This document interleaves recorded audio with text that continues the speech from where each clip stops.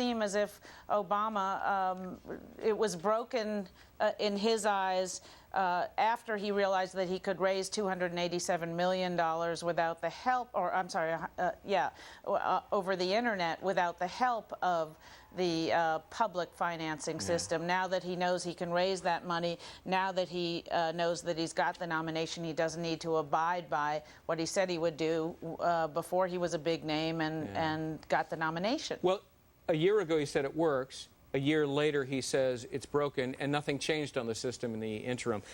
Look, I want to ask you a little bit more about that, and then I'm going to flip over to McCain. Obama is being accused of flip-flopping not just on that, but the death penalty, FISA, diplomacy with Iran, NAFTA, gun control.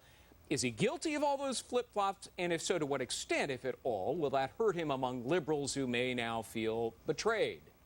Well, a lot of liberals are starting not to peel away from supporting him, but to publicly protest what he's doing.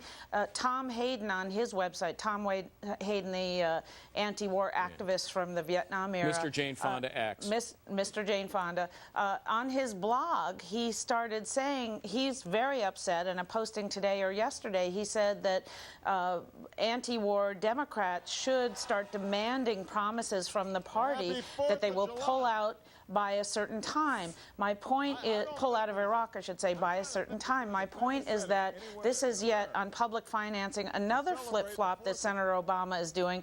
He's really getting to the point where he could risk alienating large, important parts of his base if he keeps it up. Once Obama secured the nomination, liberals have no leverage over them. None. Zero. But let me be fair here. John McCain now supports the Bush tax cuts that he earlier vigorously opposed. And not only that, he is suddenly and magically embracing offshore drilling, which he has previously opposed. Isn't he equally guilty of flip-flops for political expediency? Well, in terms of the, let's get to the oil drilling first. I mean, he did say what was interesting about his change of heart was that he changed his position on offshore oil drilling about a week or two after he made a big speech on global warming in Oregon.